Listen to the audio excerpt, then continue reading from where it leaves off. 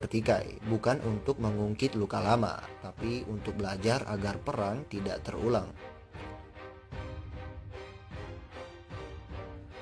Setelah darurat militer ditetapkan di Aceh pada 19 Mei 2003, puluhan ribu TNI dan Polri dikirim lengkap dengan pesawat tempur, kapal laut, dan juga jalur darat. Penyisiran semakin sering dilakukan TNI. Para anggota GAM di Aceh Besar menyiapkan diri lebih baik, menerapkan strategi gerilya.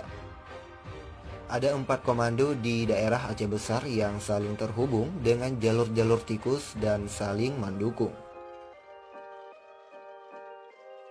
Mantan juru bicara GAM Aceh Besar Irwansyah menceritakan kisahnya dalam beberapa kesempatan setelah damai di bumi Serambi Mekah.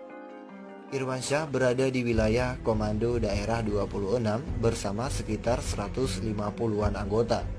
Daerah 26 punya 3 camp yang masing-masing terletak di utara, tengah, dan selatan.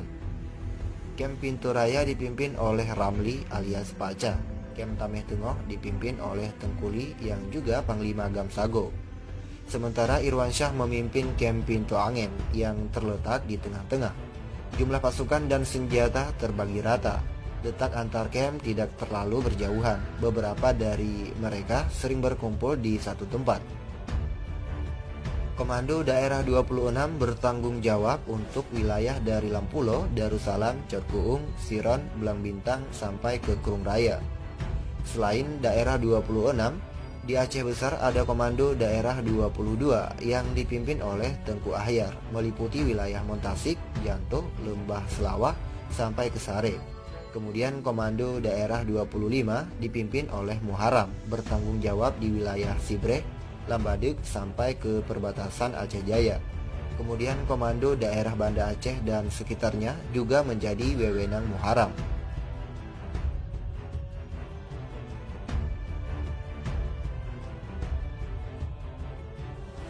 Pengepungan jalur darat dari pasukan pemerintah Indonesia secara besar-besaran ke markas yang ditempati Irwansyah dilakukan pada bulan kelima sejak darurat militer ditetapkan. Informasi ke camp selalu dipasok oleh para informan GAM yang tersebar di kampung-kampung. 2 hari sebelum pengepungan tersebut, Irwansyah menyusun strategi sesuai ilmu yang diterimanya dari para alumni Maktabah Tajura, tempat pelatihan anggota GAM di Libya. Berbagai strategi dipetakan, bagaimana cara melawan dan bagaimana jika tak sanggup melawan. Adakah jalan keluar dari pengepungan serta berbagai cara bertahan jika terjebak, bahkan kalau tertangkap. TNI kerap melakukan pengepungan dengan sistem lingkaran penuh, menempatkan personel mereka di sekitar perbukitan Siron yang ditempati GAM. Berulang kali mereka memetakan lokasi untuk mencari jalan jika terdesak memanfaatkan informasi dari telik sandi. Untuk menghadapi penyerangan, anggota GAM yang tanpa senjata bergabung dengan pasukan penerobos atau perusak perangkap penyerangan yang dibuat oleh aparat TNI. Sementara bahan makanan tidak jadi persoalan, sudah disiapkan jauh-jauh hari.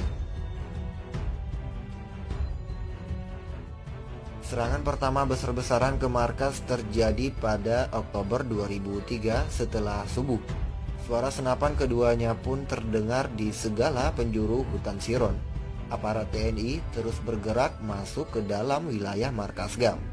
Jeda tembak terjadi saat duhur, setelahnya berlangsung lagi sampai jelang maghrib. Keesokan harinya, penyerangan dimulai lagi setelah subuh. Pasukan GAM di wilayah pertahanan selatan dan utara ditarik ke tengah karena banyak yang tidak punya senjata. Mereka bertugas melindungi dan mengeluarkan pasukan tak bersenjata dari kepungan. Begitulah seterusnya sampai mereka mencari jalan keluar dari lokasi markas atau menghindar jika kalah kekuatan senjata.